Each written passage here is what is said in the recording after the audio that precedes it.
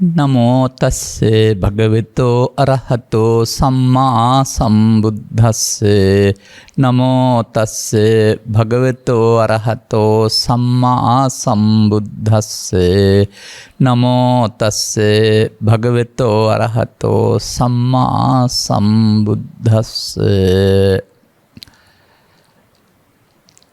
තිනෝහං තාරයිස්සාමි සංසාරෝගා මහත්බයා ධර්මානුශාසනාවේ සදහැබර අනුග්‍රහක දායකත්වයේ දරන්නා වූ පින්නතුන් ප්‍රමුඛ මෙම මොහොත අපට සවන් දීම සඳහා ඉඩහසර වෙන් කරගත්තා වූ සදහැබර පින්නතුනි අනුග්‍රහක බවතුන් අපට යෝජනා කරලා තිබෙන්නේ නිවන් මඟ හෙළිවෙන ගැඹුරට යොමුන ධර්ම දේශනාවක් කියලා. මේ අප ළඟාවෙමින් සිටින්නේ ගත කරමින් සිටින්නේ බුදු සමයේ ඉගැන්වීම් අතර ගැඹුරට යොමු විය යුතු කාලයක. සමාජයේ කලක් තිස්සේ නොගැඹුරට යොවීම සඳහා වෛශාඛ මංගල්‍ය යොදා ගත්තා. වෛශාඛ මංගල්‍ය ආමිස පූජාවේ කේන්ද්‍රස්ථානයක් බවට පත් කරගත්තා. වෛශාඛ මංගල්‍ය යම් භාණ්ඩ අලවිකරණේ උපරිමයේ බවට පත් කරගත්තා. අරුදු වලට මත්පැන් අලු වෙනවා වගේ වෙසක් වලටත් අලු වෙන જાති. ඒවා පවුණුනට ගැඹුරට යොමුන දේවල් නෙවෙයි. අනේකයි තේරුම් ගන්න ඕන. සමහර ඒවා පොඩි ළමයින්ගේ වැඩ. පොඩි ළමයින්ට සුදුසු මේ සුදුසු වුණාට ලොකු අයට සුදුසු නෑනේ. ලොකු අයත් පොඩි ළමයින්ගේ වැඩ කරනවා වගේ බුදු සමයේ ඉගැන්වීම් කෙරෙහි ගැඹුරට යොමු නොවි ඔවුන්ට ක්‍රියාත්මක වෙන්න අනුගමනය කිරීමත් වැරදි කිව්වත් වැරදි. ඔවුන්ට ක්‍රියාත්මක වෙන්න පුළුවන්. ඔවුන්ගේ මෝඩකම් දුර්වලකම් ටික එහෙමම තියාගෙන මේ ක්‍රියාත්මක වෙන්න පුළුවන් තැනකට ඔවුන් මේක හදා ගන්නවා. ඒක ඉතින් බුදුවරයින්ගෙන් පසු නැත්තම් ආර්ය පුද්ගලයින්ගේ අතුරුදහන් වීමෙන් පසු මේ සමාජය විසින් ක්‍රමිකව කරන වරදක්. දැන්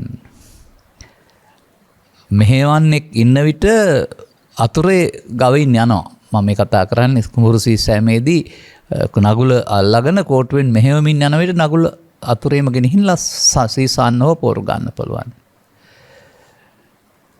මෙහෙවන්න නැති වුනහම ඇදගෙන නම් යනවා. හැබැයි කොහේ යනවද කියන්නේ ඒගොල්ලෝ දන්නේ නැහැ. ගවයට තේරෙන්නේ නැහැ. ඇද්දාම ඇදෙනවා බර වැටෙනවා ඇදගෙන යනවා. අනේ මෙහෙවන්න නැතුවම මේ ඇදගෙන යන නගුල වගේ එකක් තමයි මේ පෘථග්ජන පුද්ගලයෝ විසින් පාලනය කරන මෙහෙවන බුදු සමය කියලා කියන්නේ. මන්දයත් මේක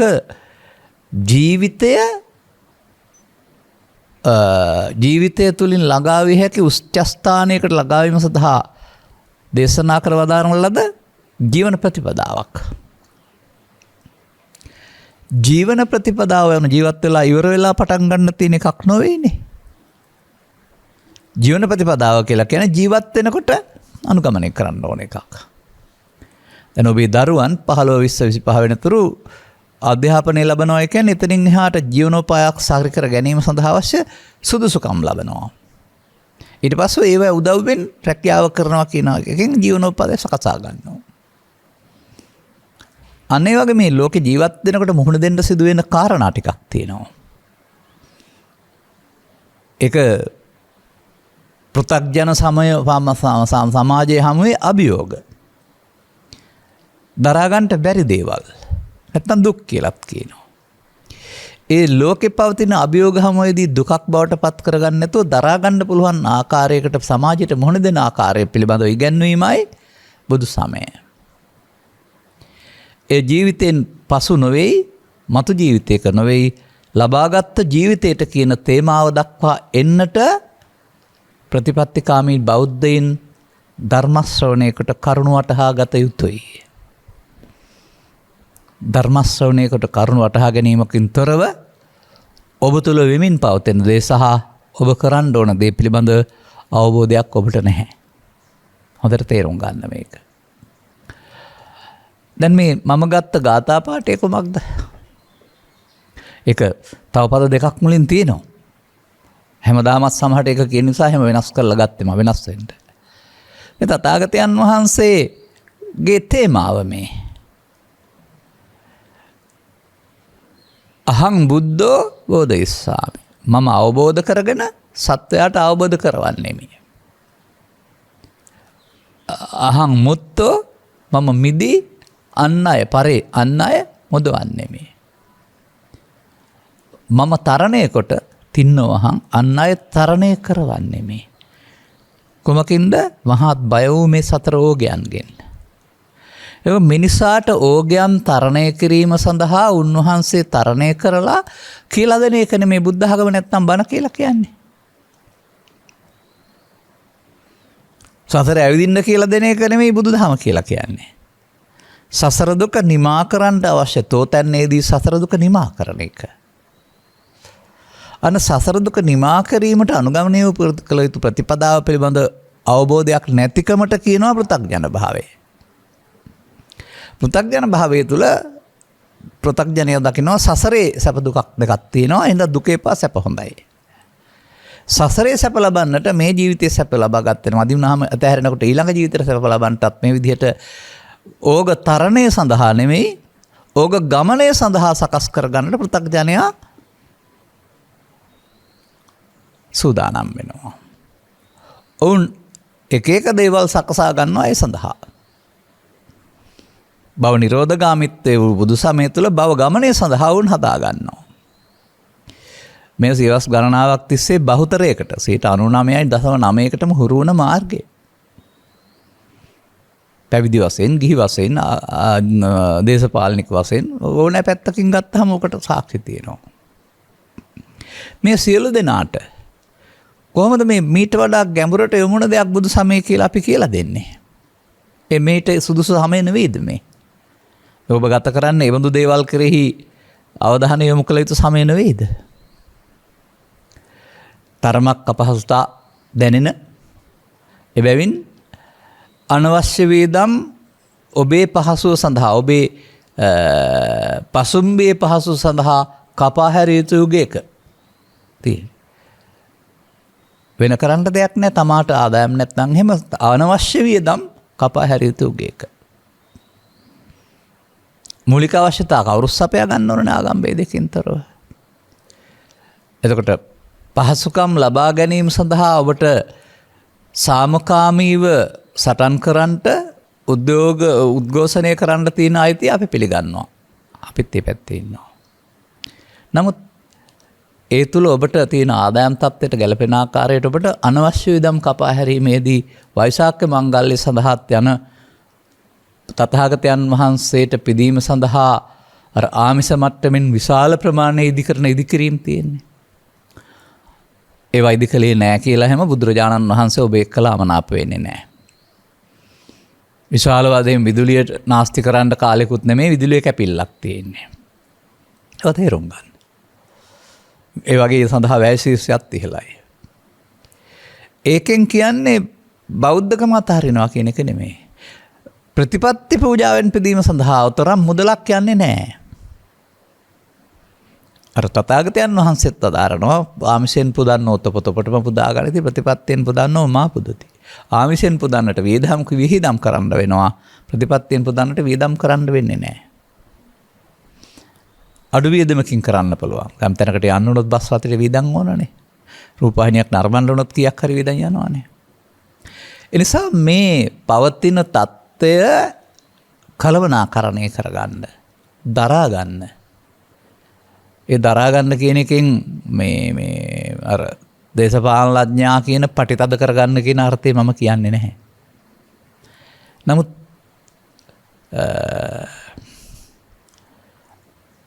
යුගයේ අභියෝගය තමයි මිනිසාට බුදු සමයෙන් ලබා දෙන්නා වූ දරා ගැනීමේ ශක්තිය මතු කරගන්න ඕන මාර්ගය. ආපදාසු ගොබික්වේ තාමෝ වේදිතබ්බෝ කියලා පසුගිය දවසක ධර්ම දේශනාවක් මම කළා. ආපදාවකදී කරදරයකදී කලබලයකදී අසහනයකදී තමයි දරා ගැනීමේ ශක්තිය ඉවසීම බෞද්ධයාගේ සැබෑ ඉවසීම දැක ගන්න පුළුවන්කමක් තිබෙන්නේ. දැනටත් විදේශීය රටවල අප දෙස බලන් ඉන්න අය මේ අපගේ අයගේ කලාකාමීත්වය නැත්නම් සාමකාමීත්වය අගයට ලක් කරලා තිබෙනවා. මෙතරම් පීඩනයක් තිබිලා. මෙතරම් පීඩනයක් ලෝකෙ මොන රටකවත් නැතුව ඇති මේ එදිනෙදා දවසේ අපිට මුහුණ දෙන්න තියෙන අවුල් ටික. අනුන් කරපු පව් වලට අපි දුක් විඳිනවා කියලා තමයි කියන්න තියෙන්නේ. නමුත් අපි විසඳුමක් ලබා ගන්නට වෙනවා. විසඳුමක් කරි බලාපොරොත්තු තියන්න වෙනවා. එතකල් අපි බෞද්ධකමට අනුව මේ සඳහා ත්‍රිවිධ විතර්කයේ අමෝරා ගැනීම ආගමිකද? මේ ඉරණම ජය ගැනීම සඳහා මේ ස්වභාවය පරාජය කිරීම සඳහා ත්‍රිවිධ විතර්කයේ ආයුධයක් කර ගැනීම ආගමික ජීවිතය වෙනවද නැත්නම් වෛසාඛ්‍ය මංගල්‍යයට එකඟද? ඒ අන්න එහෙම පැත්තක් තියෙනවා. තව පැත්තක් තිබෙනවා මේ සමාජය තුළ මේ තිබෙන අභියෝගයන්ටම මුහුණ දෙමින් කළමනාකරණය කරගනිමින් ප්‍රසිද්ධියට නොයන සහ කම්පා නොවී ඉන්න අය ඕන තරම් නැති මේ සමාජය. ප්‍රසිද්ධියට පේන්නේ කම්පා වෙන අයනේ. ජලය නැතිකමෙන්, විදුලිය නැතිකමෙන්, ගෑස් නැතිකමෙන්, ආහාර නැතිකමෙන්, බෝඩින් ගාස්තු නැතිකමෙන් සහ මෙකී සහ නොකී උණතාවයන්ගෙන් පීඩාවටපත් දරාගන්න බැරි අයගේ පීඩනය ප්‍රදර්ශනය වෙනවා. OM අනිත් අයත් පීඩාවටපත් වෙලා ඉන්නවා. නමුත් සරල විකල්පයක් හරි හොයාගනිමින් දරා ගන්න බව එළියට එන්නේ නැහැ. දුකේදී දුකක් වන බව සහ දුකේදී දුකක් නැතුව ඉන්න පුළුවන් බව කියන එක කොහොමද සිදු වෙන්නේ එක පරිසරයක දෙන්නෙකුට? අපි කියමුකෝ බාහිර වශයෙන් තිබෙනා වූ ලාභාලාභ දුක් නිතම් සංසා මේවා තමයි අපට දුක් උපදන ප්‍රත්‍ය. ඒවා මුල් කරගෙන ප්‍රතිචාර දක්වන එක දුකේදී දුකක් බවට පත් කරගන්නවා. ඒක තමයි අපට දකින්න හම්බ වෙන්නේ. නමුත් තථාගතයන් වහන්සේ වදාරනවා පුට්ටස්ස ලෝක ධම්මේහි චිත්තං අස්ස නකම්පති. ඒ යුගවල පවතිනා වූ ලෝක ධර්මතා අනුව අපට යම්කිසි තර්ජනයක් එනවා. ජල බියෙන්, ගිනි බියෙන්, යුද බියෙන්, නියං බියෙන් නැත්නම් මෙබඳු තත්ත්වයන් ඇති වෙන්නා වූ මේ කෘතිම ලෙස බිහි කරපු මේවෙන් චිත්තං යස්ස නකම්පති. සිත කම්පා කරගන්න නැතුව ඉන්න පුළුවන් ක්‍රමයක් බුදු සමය තුළ තිබෙනවා. දැන් බුදුන් වහන්සේ වැඩ වාසය කළ සමයේත් යුද බිය තියෙන්නේ නැති, ජලය සඳහා ගහගැනීම් තියෙන්නේ නැති, උන්වහන්සේට සහ ආරියපුද්ගලයින්ට දොස්බස් කියන චෝදනා තියෙන්නේ නැති. චෝදනා කළේ ඔවුන් ත්‍රිවිධ විතර්කයේ බලවත් කරගෙන. චෝදනා බාර නොගෙන උන්වහන්සේලා කොහොමද ඒ යුගයේදීම ඒ අනිත් අයට දුකක් වෙන යුගයේදීම දුකක් නැතුව හිටියේ කියන එක ඔබේ අවධානයට ලක් කළොත් ඒ හිසේ කෙස් නැති නිසාද, සිවුරක් පරවන් හිටපු නිසාද, අටලෝ දහමට දරා ගැනීමට අදාස්ය අවබෝධයක් ඔවුන් තුළ තිබුණ නිසාද? මේ නිසා අර කියවනටත් කියනවා දුර්ලභ නැත්නම් දුෂ්කර කාලවල කැපවීමෙන් එහෙම නැත්නම් ශ්‍රද්ධාවෙන් දෙන්න ආවෝ දානේ ආනිසංස මහත්ඵලයි වැඩි කියලා. ඒ වගේ ඔබට දරාගන්ට අවශ්‍ය අභියෝගයක් ආවම දරාගන්ට බැරිකම ප්‍රදර්ශනය කරන්නේ බුදුදහම නොදන්නා බව කියන එක තේරුම් ගන්න වෙයි. අර බාහිර වශයෙන් විකල්ප සකසා ගැනීම වගේම අධ්‍යාත්මික වශයෙන් මේකට විකල්පයක් සකසා ගන්න වෙනවා. අන්න තථාගතයන් වහන්සේගේ ඉගැන්වීම් වලට, තථාගතයන් වහන්සේ පුදන සැරසිලි කිරීම් වලට වඩා තථාගතයන් වහන්සේගේ ඉගැන්වීම් ස්වකීය ජීවිතේ අනුගමනීය ප්‍රතිපදා බවට පත් කරගන්නට අවධානය යොමු කරන්න හොඳ යුගයක්. ඒකයි තේරුම් ගන්න ඕන කාරණාව. එවිට බුදු සමයේ ගැඹුරට ඉගැන්වීම කියලා මේ පෙන්වන ඔබ බලාපොරොත්තු වන ගැඹුර අද මම කොහොමද පැහැදිලි කරන්න ඕන? ගැඹුර කියන්නේ පිටපැත්තෙන් පෙනෙන ඒ යුගයට ඒ මාසයට ඒ දවසට ගැලපෙන බාහිර ක්‍රියාකාරකම් වලින්. දැන් ඔය ලෝකේ තියෙනවානේ අවුරුද්ද පුරාම එක එක දින.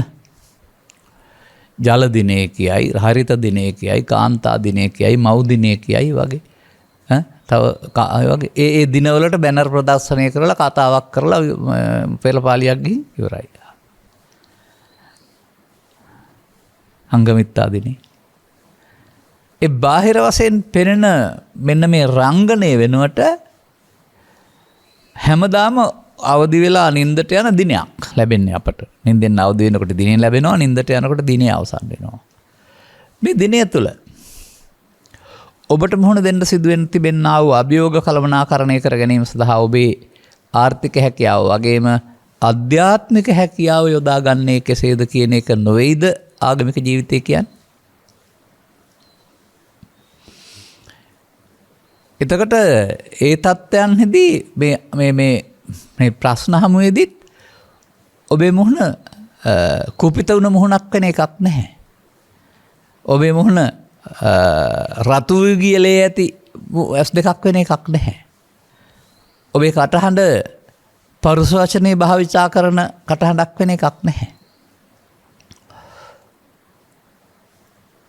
නමුත් දැනට භාවිතා වෙන සමහර කටහඬවල එහෙම තියෙන බවත් අපි දකිනවා. ඒති පෘථග්ජන භාවයේ ප්‍රදර්ශනයක්. මේ නිසා මේවට මේ ප්‍රතිචාර දැක්වීමකුත් තියෙන්න ඕන, එරෙහිවීමක් තියෙන්නත් ඕනේ. එරෙහිවීම කියන්නේ ගහගන්න, බැනගන්න, කපා ගන්න, කොටා ගන්න එක කියලා හිතන්න එපා. ඒක පෘථග්ජනයාගේ වැඩක්. අපට සෑහෙන නෝනක් තියෙනවා මේ වගේ අවස්ථාවන්හිදී. නිර්මාණශීලීව ඔබට නියමිත ආණ්ඩුක්‍රම ව්‍යවස්ථාව සේවයේ අයිතිවාසිකම් රැකගන්න ආකාරයෙන්, අන් අයගේ අයිතිවාසිකම් වලට පහර නොදින ආකාරයෙන් මේ ගමන යා යුතුයි කියන එක තේරුම් ගන්න.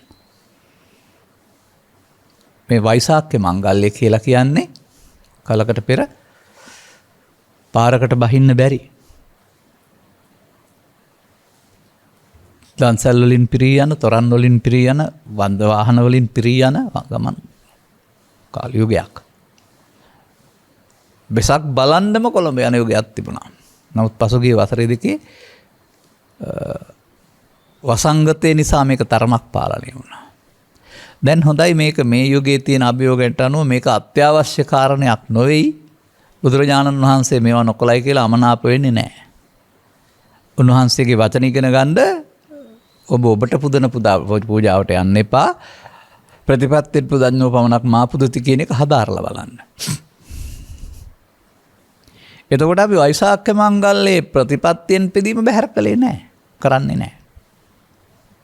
ඒක තේරුම් ගන්න වෙනවා. ප්‍රතිපත්තියෙන් පිදීම කියන වචනෙට ගාව ගන්න එපා.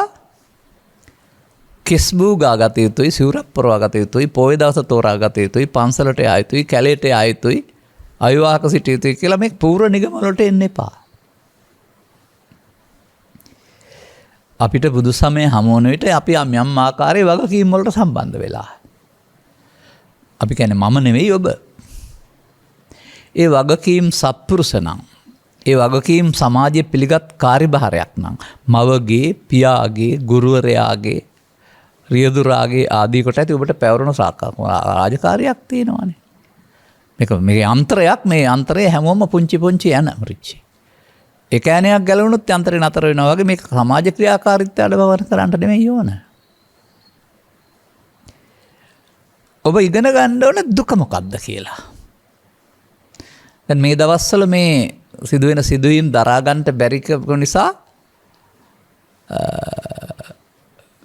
කාම විතර්කයෙන්, ව්‍යාපාද විතර්කයෙන්, හිංසා විතර්කයෙන් උත්සන්න වෙලා සැපද විඳින්නේ.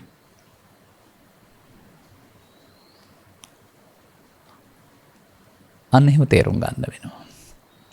එනිසා ලෝකේ දුකයි කියන්න එපා. ලෝකේ හැමදාමත් අපේ ලෝකයේ මේ පැය 12ක් දවල් පැය 12ක් රාත්‍රී වශයෙන් හිරු වටා භ්‍රමණය වීමෙන් උදා වෙනවා අඳුර වෙනවා. තවත් දවසක් ගෙවි යනවා වෙන්නේ. ඒ එක එක දවස්වලට එක එක ප්‍රශ්න එළියට එනවා. ඒ වගේ මිනිස්සුන් කතා කරමින් ඉන්නවා. ඒ දවසේදී ඔබ දුකටපත් කරන්නේ ඉර පායන එක හරි ඉර බහින එක හරි වලාකුළු එක හරි නෙවෙයි. ඔබේ සිතෙහි ඇතුලේ පවතිනා වූ දුක්ගෙන දෙන සංකල්පයක් මතුවීමට බාහිරෙන් සාධකය දීමෙන්. බාහිර සාධක නිසා එය මතුවෙනවා. මේ හොඳට හදාarලා තේරුම් ගන්න. මේ බාහිර සාධක හේතු එකතු නොකිරීම තුළත් මේ ඇතුළත ස්වභාවය මතු නොකරගෙන සංසුන්ව ඉන්න පුළුවන්. සමාජයේ සමහරු එක භාවිතා කරනවා මට පේනවා. ඒ බඳු අභියෝගයන්ට මුහුණ දෙන්න තියෙන සමාජයට එන්නේ නැතුව වනාන්තරගත වෙලා තනි වෙලා එහෙම එතකොට ඒ ගැටෙන කාරණාවල ගැටෙන්න කරුණ නැහැ. හිත සංසුන් බවක් පවතිනවා. නමුත් මේක සාර්ථක නෑ. මේක ඔබේ හිතේ දුකට හේතුව නැති කරලා දුකක් නැතුව ඉන්නවා නෙවෙයි. ඔබේ හිතේ දුක පතින්න හේතුව මග ඇරලා වැරදි පාරකින් ලබන සතුට නොමගින් ලබන සතුටක් මම දකින්නේ. බුදුරජාණන් වහන්සේගේ ධර්මයේ පවතින්නේ බාහිර හේතුව නැති කිරීමෙන් ලබන සැපත නිර්වාණය කියලාද ඒ දුකට හේතුව නැති කිරීමෙන් ලබන සැපත නිර්වාණය. ඒ තණ්හාව නැති කිරීමෙන් ලබන සැපත. ඔබ ළඟ තියෙන යම් දෙයක් ඔබට දුක් ගෙනත් දෙනවයි කියලා ඒ නැති කර ගැනීම සඳහා තථාගතයන් වහන්සේ පැහැදිලි කරලා තිබෙනවා. අන්න ඒ තමයි ඔබ ඉල්ලපු ගැඹුරට යන දෙය. ගැඹුරට යාමේදී ඔබ ස්ත්‍රියක්ය, පුරුෂයෙක්ය, ගිහියෙක්ය, පැවිද්දෙක්ය කියන රාමුව තුල ඉන්න එපා. ඒක බාහිරට පේන්න තිබුණාට කමක් නැහැ. ස්ත්‍රී පුරුෂ ගිහි පැවිදි හැමෝටම පොදු දේ බලන්න. එවිට පොදු දේ හැමෝටම ඇස්කම් නාස දිවකය සිත කියන දොරවල් හයක හැම වෙලාවෙම ක්‍රියාවලියක්. ඒ හැම වෙලාවෙම ක්‍රියාවලිය ඇසෙන් කනට, කනෙන් නාසයට, නාසෙන් දිවට, දිවෙන් කයට අපිලිවෙලට මාරු වෙනවා. ඒ මොහොතේ මේවා නිසා හටගන්න කාරණයක් තුළ ඔබේ සිත ඇතුලේ තිබිලා ඔබට උපදිනවා බාහිර දේවල් උදව්වෙන් තේන සංකං ගච්ඡති. ඔබ මින් පෙර දන්නේ නැති කාලේ චිත්තාභ්‍යන්තරයට එතු කරපු කාරණයට කියනවා අනුසේති කියලා. අනුසය හේතුවෙන් හටගන්නා වූ මේ දුකට කියනවා සංකත ධර්ම. එයින් ඔබ තැබූ දෙයින් ඔබට දුක හට ගන්නවා. මෙන්න මේ වර්තමාන මොහොතේ ඔබට නීති විරෝධී, සදාචාර විරෝධී, කාමුක අදහසක් ඉටු කරගන්න අදහසක් ඇති වෙනවා කියන්නේ මේ මොහොතේ ඔබ ඉදිරියේ ඉන්න පුද්ගලයාට පරුෂ වචනෙන් බනවදින්ට අදාළ ව්‍යාපාද විතර්කයක් උපදිනවා කියලා කියන්නේ. ඒ වගේ ඒ සඳහා ඔබට එරෙහිව ඉන පුද්ගලයාට පාවිච්චි කරන්න කිසියම් අවියක් පාවිච්චි කරනවා කියන්නේ. අවිය පිහිය විය හැකි, කඩුව විය හැකි, ඊතලය විය හැකි, T56 විය හැකි, පෙත්සම විය හැකි, කොටුවක් විය හැකි, තව ඕන දෙයක්. විහිංසාව විතරකේ. මෙන්න මේ ජීවිතයට ඔබට මේ මොහොතට ඔබව පාලනය කරන්නට මෙතෙන්ට එන මේ බලවතා ඔබ කවදාවත් දකින්නේ ඔබේ වරදක් කියලා. ඒක ඔබ සමාජයට දොස් පවරනවා. අපිට මේ සංසුන්ව ඉන්න නැත්තේ අහවල් කාරණා නිසායි අපට මේ කේන් තියෙන්නේ කියලා ඒක සාධාරණීකරණය කරන්න තමයි සමාජය උත්සාහ කරන්නේ. අනිතර තමයි වැරද්ද තියෙන්නේ. බුදුරජාණන් වහන්සේ වදාරන්නේ ලෝකේ මොනවා සිද්ධ වුණත් ඔබ ළඟ මේක නැත්නම් එන්නේ නැහැ. අන්න බුදුරජාණන් වහන්සේ ස්ථාපිත සමාජය ආර්ය සමාජය බාහිර සාධකයින් කරපු එක නෙවෙයි. ඒ සඳහා ප්‍රතික්‍රියා දැක්වීමට අවශ්‍ය බලවත් බව චිත්තයෙන් ඉවත් කළ සංසුන් හිතක් ඇති සමාජය. මේක හදලා රෝපණය කරන්න, පෝෂණය කරන්නත් පුළුවන්. නමුත් මේක බිඳුවට බස්සන්නත් පුළුවන්. ඔබ තේරුම් ගන්නවද, පිළිගන්නවද ළමා කාලේ සිට මහලු කාලය දක්වා පෘථග්ජන පුද්ගලයා මේ මාර හමුදාවට අයිති ත්‍රිවිධ හමුදාවක් චිත්තාභ්‍යන්තරයට අරගෙන බලවත් කරමින් මාර හමුදාව විසින් මෙහෙවන පුද්ගලයෙක් බවට පත් වෙනවයි කියලා. ඔබේ කය වචන මේ මායя තිදෙනා මෙහෙවනවා. ඔබ දන්නේ නැහැ. ඔබයි මේ කරන්න කියලා හිතන් ඉන්නවා. මිය ගිය සරයට මොනවත් කරන්න බෑ. නිින්ද ගිය සරයට මොනවත් කරන්න බෑ. එහෙනම් ඒ මොහොතේ හිතට එන සංකල්පය ආකල්පය තමයි ඔබේ කයින් වචනෙන් පිට වෙන්නේ. අන්නර ගැඹුරින් බලනවා කියලා කියන්නේ මම කය නැමැති මමද මේවා කරන්නේ මේ මොහොතට ආපු අදහසද මේවා කරන්නේ කියන එක ධර්ම ශ්‍රවණය කරලා තේරුම් ගන්න. එතකොට තේරෙවි සාමයෙන් සමගින් හිටියා වූ සැමියා සහ බිරිඳ, සාමයෙන් සමගින් හිටියා වූ සහෝදර සහෝදරියන්, සාමයෙන් සමගින් හිටියා වූ අසල්වාසීන්, සාමයෙන් සමගින් හිටියා වූ ගුරු ශිෂ්‍ය මේ ඒගොල්ලෝ ආරම්භයේදී හොඳ සාමයෙන් සමගින් ඉන්නවා. නමුත් අපි එකට කියනවා කෙහෙවලු පටලව ගන්නවා, හැඳි මිටි හරස් කර ගන්නවා, කොහොම මිටි හරස් කර ගන්නවා කියන වචනේ.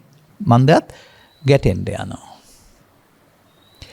හොඳට බලන්න අන් අයගේ ගැටුමකදී හෝ ඔබේ ගැටුම ඔබට පේන්නේ නැහැ. ගැටුමකදී මේ ගැටෙන මොහොතට ඔවුන්ගේ චිත්ත අභ්‍යන්තරයේ තිබෙන්නේ ව්‍යාපාද විතර්කයේ සහ විහිංසා විතර්කයේ නේද කියලා. කාම අපරාධයකදී නැත්තම් පිළිගත්තේ නැත්නම් සදාචාර විරෝධී වැඩකදී එතන පාවිච්චි කරලා තියෙන කාම විතර්කය නෙමෙයිද කියලා. වෙසක් කූඩු පත්තු කෙරුවට, දන්සැල් දුන්නට, තොරණ ඉදි කළාට, වන්දනා ගමන් ගියාට ත්‍රිවිධ විතර්කයේ ප්‍රහාණය වෙනවාද? අන්න ත්‍රිවිධ විතර්කයේ තියාගෙන අදහන්න පුළුවන් බුද්ධ ආගම ලේසි.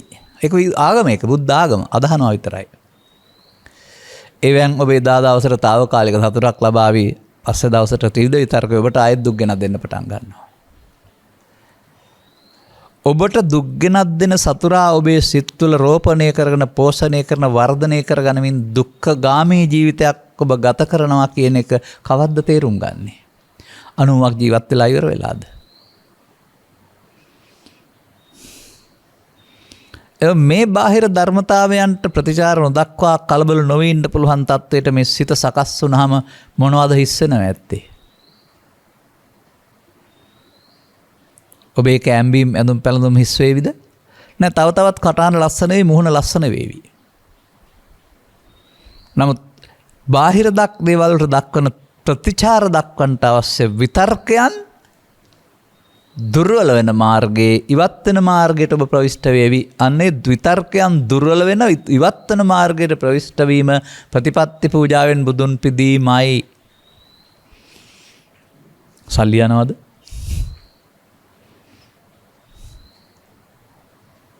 තව තවත් සමාජය නිහඬ වේවි. තව තවත් සමාජය ආගමික වේවි. සමත් සමාජය ආදරණීය වේවි. ඒ වුණාට ඔබට සංසාරේ පුරුදුනේ සහ ජීවිතේ පුරුදුනේ මේක නෙවෙයි. අවදිවුත්තට නින්දට යනතුරු හොස්සාගින් මැස්ස යන්න බෑ. එකට එකතු වෙලා ත්‍රිවිධ විතර්ක පාවිච්චි කිරීමේ මුට්ට සතිය හෙවත් මුලාසෙහි ඔබ පාවිච්චි කරලා කාලයක්. එහි බලවත්කම දැන් ඔබට වදයක් වෙලා. ඒ වගේ දේවල් පාවිච්චි කරන අයට ඒ මොහොතේදී ඉන්නව මරනවා පේන්නේ නැතුව අදාළ ක්‍රියා මාර්ග අරගෙන පසු කාලීනව පශ්චාත්තාප වෙන්න, මරණයටපත් වෙන්න, හිරගේ ලගින්න, එල්ලුම් ගස් යන්න, සම්පත් අහිමි වෙන්න. මේ තුන් දෙනා ඒ මොහොතට යමට ඔබට වැඩක් කරලා දෙනවා වගේ පෙන්වුවට ඉන් කරන්නේම හානියක් විනාශයක්. අපි මේ සඳහා උපුටා ගනිමු සාක්ෂියක්. තථාගත බුදු පියාණන් වහන්සේ ගැන්වීමේදී උන්වහන්සේ පැහැදිලි කර වදාරනවා මේ ලැබෙන උදා වෙන මොහොත කිසියම් ආකාරයක සිහියකින් කටයුතු කරන්න අවශ්‍යයි කියලා. මේ සිහියකින් කටයුතු කරන්න ඕන කියන කාරණේ වරදවාගෙන තේරුම් අරන් ඉන්නේ. සිහියෙන් අඩිය තියන්න ඕන, සිහියෙන් අත දිගාරින්න ඕන, සිහියෙන් මාළු කපන්න ඕන, සිහියෙන් වටපිට බලන්න ඕන කියලා ඒ විදිහට බලනවා මාළු කපනවා අඩිය තියනවා කියලා ඔන්නෝම හදපු නොගැඹුරු සිහියකට බොහෝ දෙනා හුරු වෙලා ඒකත් මුට්ට සතිය අරුණාම සම්මා සති නෙමෙයි. ඒ නිසා මේ ඔබ පෙරදි පාරේ ඔබ අරංගියේ මේවා බලවත් උනේ අසිහියෙන් කටයුතු කිරීම නම් වූ ප්‍රමාදය නිසා. අසිහියෙන් කටයුතු කරන නම් වූ ප්‍රමාද මොහොතම සිහියෙන් කටයුතු කිරීම නම් වූ අප්‍රමාද මොහොතට පත් කරගන්නට ඔබට වෛසාඛ්‍ය මංගල්‍ය උදව් උපකාර වෙනවා නේද? බුදුන් ලෝ 15 යුගය, දහම් ලෝ 15 යුගය, ඊට ගරු කරමින් තුරුවැල් සියල්ල මල් පලින් බර වෙන යුගය, මියුරු කුරුල ගීද හැඟෙන යුගය, ඒ වගේ මේ පැත්තෙන් ගත්තහමත්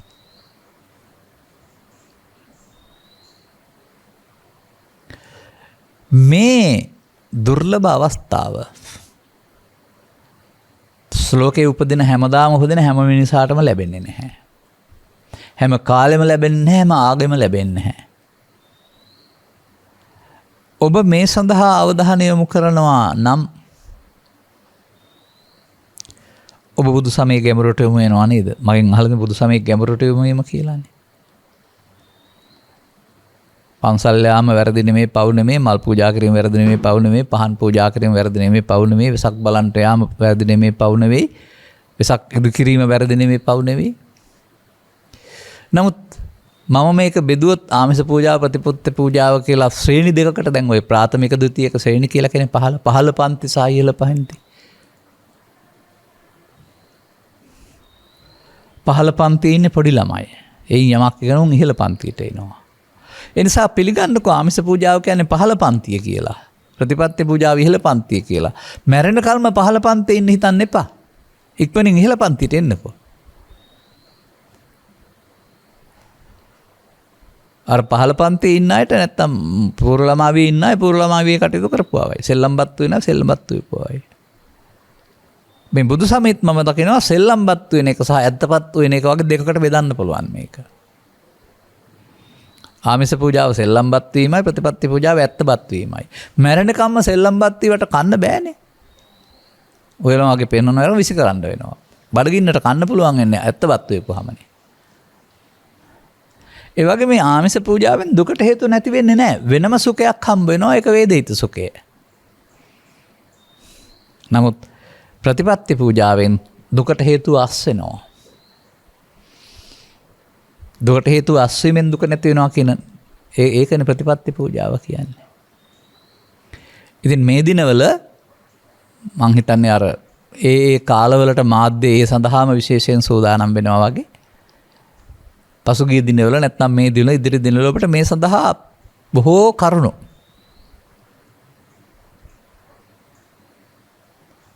ශ්‍රව්‍ය දෘශ්‍ය මාධ්‍ය වලින් ලැබේවි. අසා ගන්නට ලැබේවි, දැක ගන්නට ලැබේවි. ඒ වගේම පවතින දරිද්‍රතාවයන් බාධක නිසා ගමන් බිමන් යාම ඉබේ සීමා වේවි.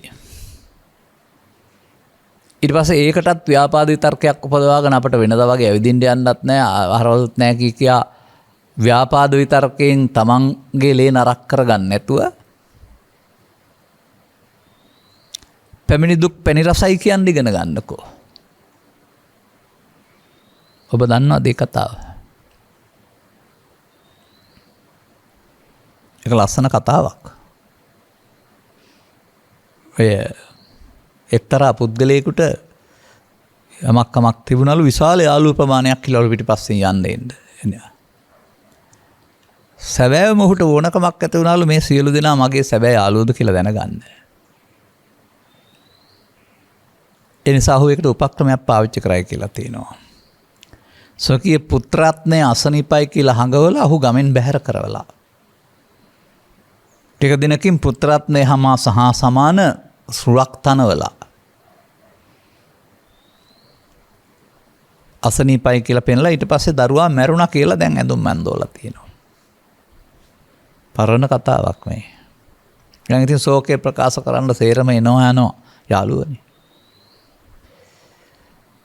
දැන් අනතුරුව මේක ඔසවාගෙන වනාන්තරයට යන්න කැලේ ගහන්න. මෙයා කියනවා මගේ යාළුවෝ හිතවත් අය නම් ඔබ මට මේක අරන් යන්න එන්න ඕන. දැන් තියෙනවා පිරිස කට්ටිය. පිටත් වෙනකොට ගොඩක් ඉන්නවා, පහලට යනකොට අඩු වෙනවා. තව ටිකක් එහාට යනකොට මට මගේ පුතා ගැන දුකයි, මට මේක දාලා යන්න බෑ. මේ හිවල්ලුකයි කියලා.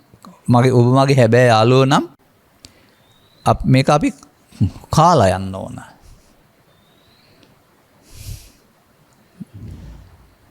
එතකොට දැන් හිමිහිට කරෙන් කරට මාරු වෙනකොට පස්සට ගිහින් අන්තිමට ඉතුරුයි කියන්නේ එක්කෙනයි නේ අස් සමග. මොනවා කරන්නද යාළුවේ අපි දෙන්නවත් මේක කමු කියලා අන්න දුක සැප දෙකේදී එකට ඉන්නේ යාළුවෙක් හිටියා. දැන් කන්න ගත්තාම මොකද්ද මේ තියෙන්නේ? හකුරු මුලක්. පැමිණි දුක. දැන් කන්න ගත්තාම පැණි රස නැද්ද? ඔය සැබෑ යාළුවා දුක සැප දෙකේදී අතහරින්නේ නැහැ කියන කතාවක් ඔකෙන් පෙන්නන්නේ. දැන් පැමිණි දුක තමයි පෙන්වන්නේ. නමුත් අන්තිමට දුක මැද්ද වෙලා තියෙන්නේ. හකුරු කියන්නේ කන්න බැරි දෙයක් ඈ. පැණි රසයි. එහෙම තමයි මම අහලා තියෙන තවත් කතා තියෙන්න පුළුවන්. ඒ නිසා පැමිණි දුක් පැණි රසයි බවට පත් කරගන්න බාහිර සමාජයට චෝදනා කරලා හරියන්නේ නැහැ. ඒවායින් නොසැලී ඉන්න පුළුවන් තැනට මනස සකස් කරගත්තාම ඒක තමයි බුදුවරු ස්ථාපිත කරන සමාජය. මේ ලෝකේ සියල්ලෙන් සම්පූර්ණව සාමකාමී පරිසරයක් බිහි වුණේ නැහැ. එදාවත් අදවත් බුදුරජාණන් වහන්සේ කාලෙත් රජවරු යුද්ධ කළා. ඒක නවත්තන්න ගියේ නැහැ නේ.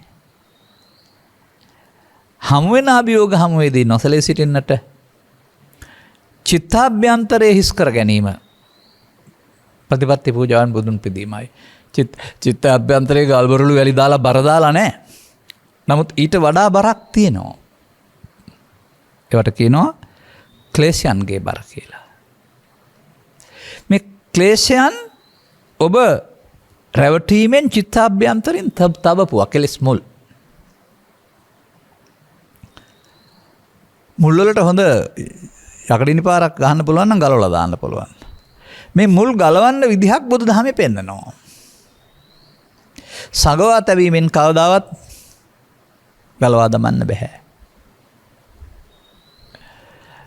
උප්පන්නං කියන අවස්ථාවේදී, ඒ කියන්නේ ඇසේ කනේ නාසයේ දිවේ කයේ හටගත් අවස්ථාව උදව් කරගන්න ගලවා දමන්න. අන්න බුදු සමයේ ගැඹුර. ඒක තථාගතයන් වහන්සේ පහන සංඥාවල උප්පන්නං කාම විතක්කං, උප්පන්නං ව්‍යාපාද විතක්කං, උප්පන්නං විහිංසා විතක්කං. උප්පන්නං කියන්නේ මව කුසින් බිහි නෙවෙයි.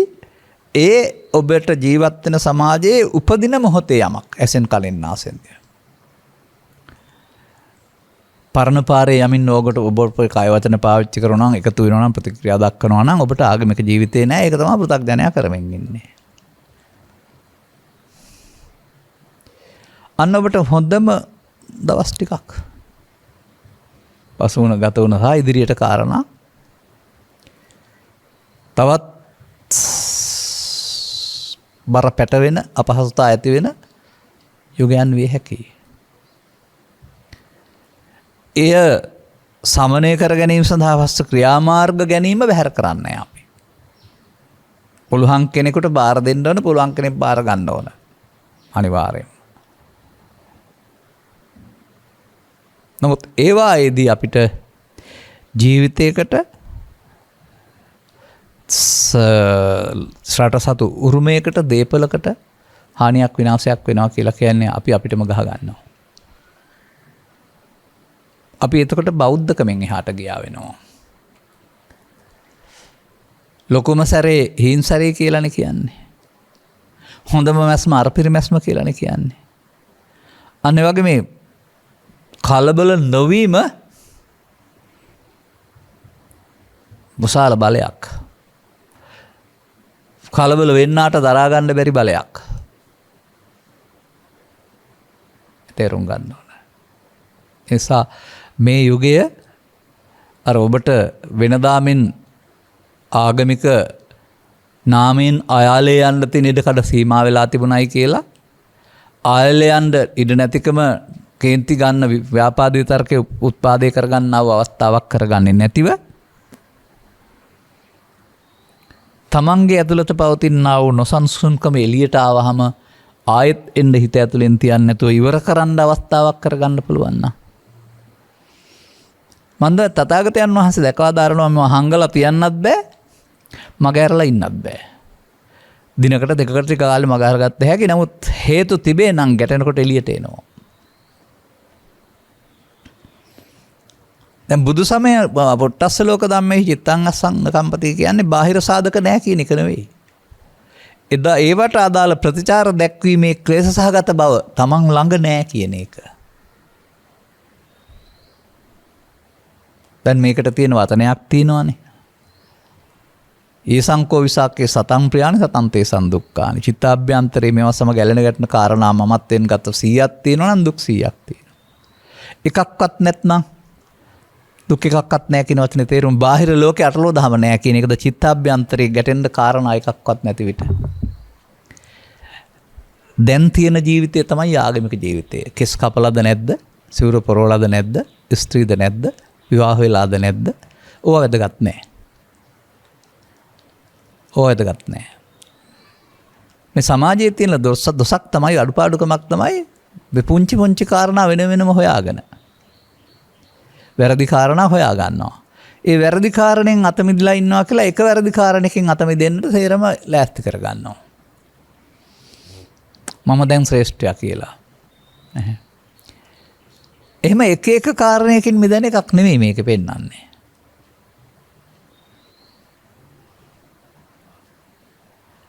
සමස්තය වශයෙන් තේරුම් ගත්තාම සියල්ලන්ගෙන් මිදෙන්න පුළුවන් කාරණයක්.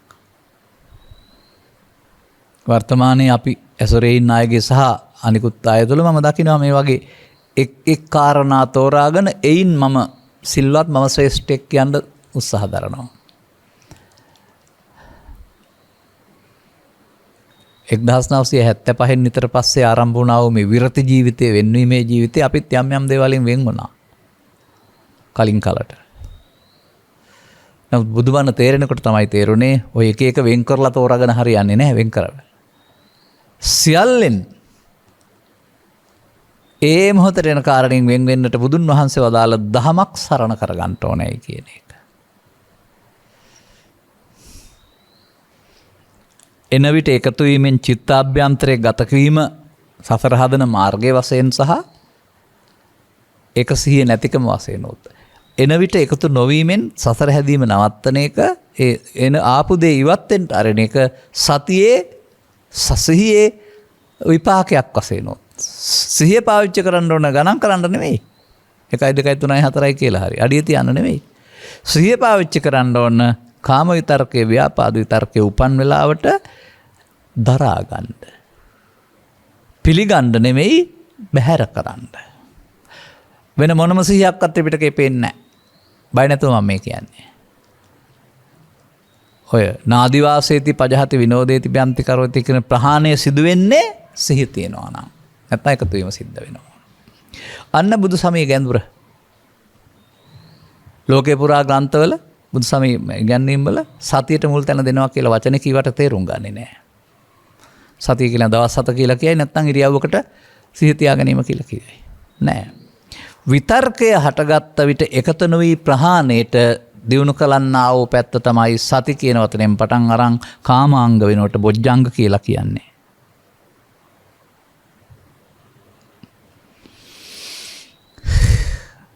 දැන් ඉතින් අපි වෙසක් වශයෙන් වෙනම දිනයක් ගණන් කරාට බැතුවට මේ තේරුම් ගත්ත පුද්ගලයාට මම දකින්නේ හැමදාම වෙසක්. අවදි වූ තැන් පටන් නින්දට යනතුරු සෝවාන් සිට රහත් දක්වාම වෙසක් මංගල්‍ය ක්‍රියාත්මක වෙනවා. සෝවාන් වලට එහා පැත්තේ ක්‍රියාත්මක වෙන්නේ අවමංගල්‍යයක්.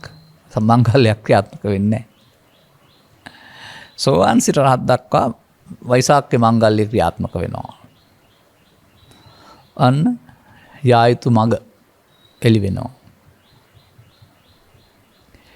මම කියලා කයට අරගෙන මම සෝවාන්ද කියලා හොයන්න යන්න එපා. කය සෝවාන් වෙන්නේ නැහැ කවදාවත්. මේ දෙකේ වෙනස මම පෙන්වන්නම්. මේ අරමුණෙන් අරමුණට රස විඳලා යදිගණ්ඩ රසය විඳලා තියෙනවා නම් ඔහු භවගාමී නැත්නම් පෘථග්ජන අනුසෝතගාමී. අනුසෝතගාමීව මනින්න පුළුවන් කකුල් දෙකෙන් යන ගමනකින් නෙමෙයි. නැවත නැවතත් කාම විතර්කයේ ව්‍යාපාද විතර්කයේ විහිංසා විතර්කයට එකතු වෙමින් බබය හදනවා නම් සතර හදනවා නම් ඔහුට ඇති සෝවාන්කමක් නැහැ. ඔහු භවගාමී. ඔහුට අහු වෙලා නැහැනේ භව නිරෝධාය ධම්මං දේසේති. භව නිරෝධාය කියන්නේ ජීවිත අවසන් කිරීම කියන එක මේ මොහොතේදීම අනාගතයක් හදන්න නැතුව අවසන් වෙන්න ඕන. ඒක තමයි භව නිරෝධය. අන්න ඔබට අරමුණු රස විඳිලා රැවටෙන්නේ නැතුව අරමුණේ මුලා නොවි අවශේෂයෙන් නිරෝධය කරනවා නම් ඔබ පෘථග්ජනයෙක් ඔබට පුළුවන් නම් නිර්වශේෂයෙන් නිරෝධ කරන්න. ඒ තමයි සතිය සහ බුදුසමයේ ගැඹුරු ඉගැන්වීම. නිර්වශේෂ තස්සායව තණ්හාය අශේෂ විරාග නිරෝධෝ කියන පදේ තියෙන ඔය පෙන්නන්නේ ඒ තණ්හාව නැති කිරීමෙන් ලබන සපත නිර්වාණය කියලා. අර නැති කිරීම කියන එකේදී වෙන්න ඕන අශේෂ විරාග. ශේෂ වෙන්නේ නැතුව ආගේ විරාගයේ බවට පත් වෙන්න. අවසන් කිරීම. සමහර විට බුදුරජාණන් වහන්සේ වදාළ සංස්කාරයන්ගේ අනිත්‍ය බැලීම යනු මෙය විය හැකි, මෙය විය යුතුයි. ඔබට ඒ අනිත්‍යයට එන්න බැරි වුණානේ. ඔබ ඇහෙන් බලන වෙනත් අනිත්‍යක රැවටුණ නිසා.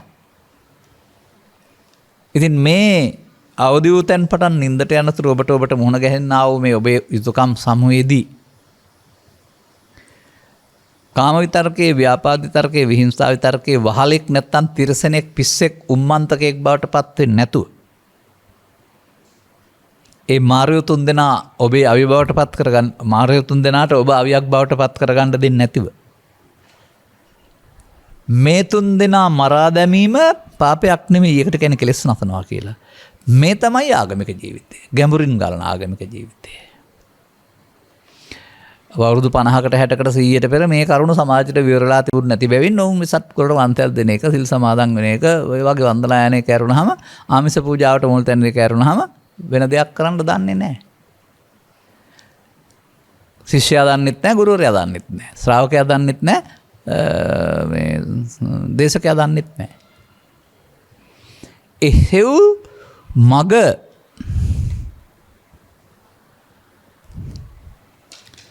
යටපත් වී තිබූ යුගයක අයට ඒක කරන්න බෑ. දැන් මේ දේශනා තුළින් මග මතුවලා තිබෙනවා නම්, ඔබට අභියෝගත් හමු වෙලා තිබෙනවා නම්, අභියෝග හමුවේදී අනුදුරන වැළපෙන ගහමරා ගන්න පෘථග්ජනයෙක් වෙනුවට අභියෝග හමුවේදී නොසැලී එවන් නිසා අනුදුරන වැළපෙන්නේ නැතුව ඉන්න පුළුවන් කෙනෙක් බවට පත් වෙන්නට ඔබට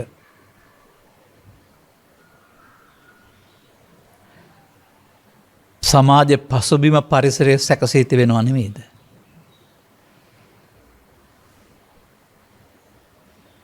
මංගලොස්සකදී සතුට වෙනවා, ඡන්දෙත් දිනපු දවසක සතුට වෙනවා, ඒ වගේ තවත් යම් කාරණයක සතුට වෙනවා. ඒක එදාට විතරයිනේ.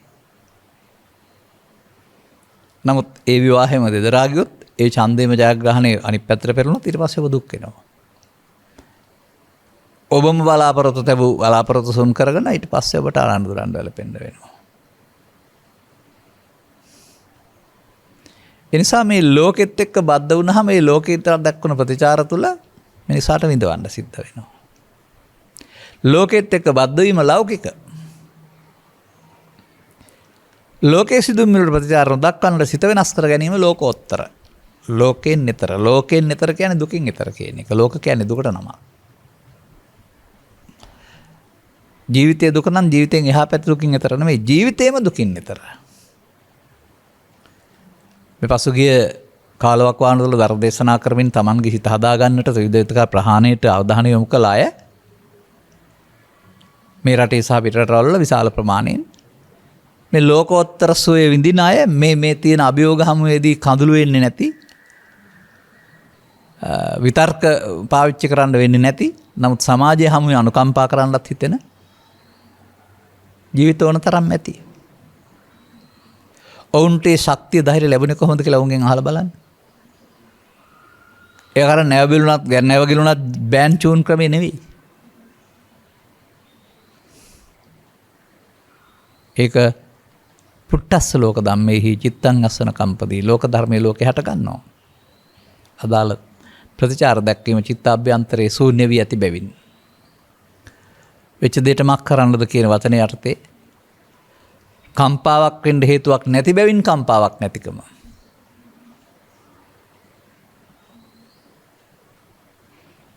එතකොට ඔබේ සිනාමුහුණ, ඔබේ තැන්පත් බව ඔබෙන් උදුරා ගැනීමට සමත් බාධකයක් මේ ලෝකේ නැති බව තේරෙයි.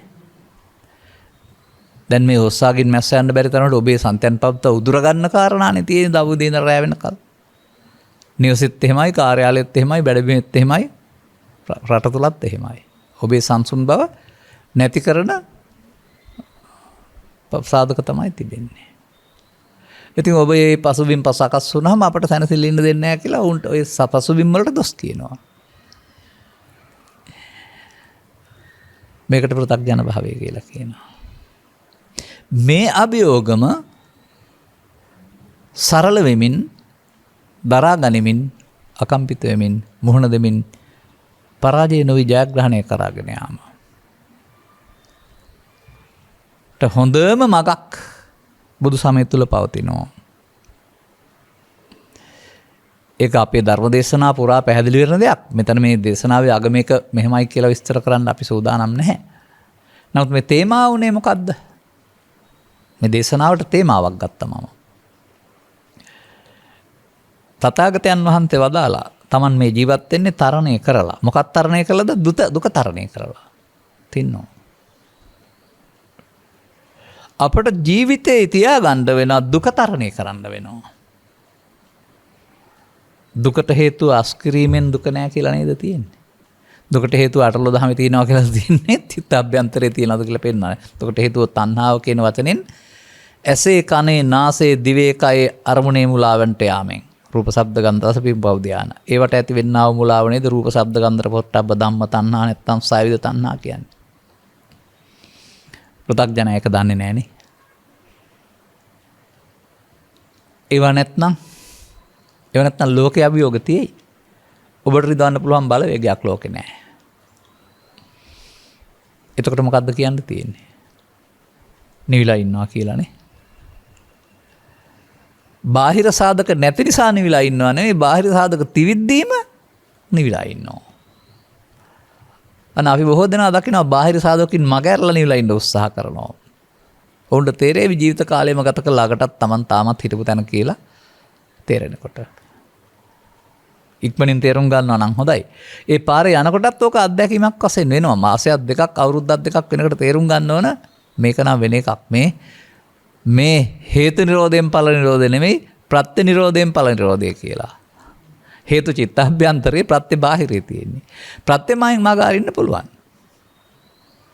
නමුත් ප්‍රත්‍යමග ඇරුවාම මේ මොහොතට නැති වුණාට හේතු හම්බුන ගමන් ආය හට ගන්නවානේ. එඳ බුදුරජාණන් වහන්සේ කියන්නේ මේ තුළ ප්‍රත්‍ය නිරෝධයෙන් දුක්ඛ නිරෝධය වෙන දේශනා කළේ නැහැ. හේතු නිරෝධයෙන් දුක්ඛ නිරෝධය දේශනා කළේ හේතු හැම විටම පෞද්ගලිකයි. හේතු හැම විටම චිත්තාභ්‍යන්තරේ පවතින්නේ.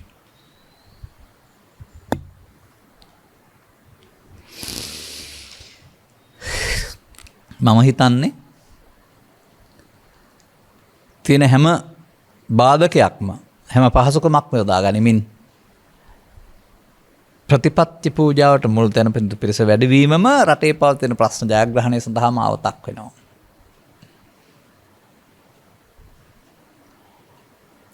නමුත් එය 100% සඳහා වළංගු නැහැ. අවධානය යොමු නොකරන සඳහා කොහෙත්ම වළංගු නැහැ. මොනතරම් උගත් බුද්ධිමත් ධනවත් වුණත්.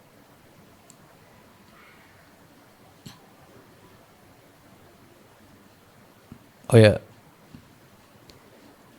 ගෞතම සසුන තුළ බුදුන් දකින්න දහමක් දේශනා කරන අපවැන්නන් ළඟට ආශිර්වාද ගන්න හරි කතා කරලා යන්න හරි ආපු පාලකයෝ කවදාවත් නැහැ.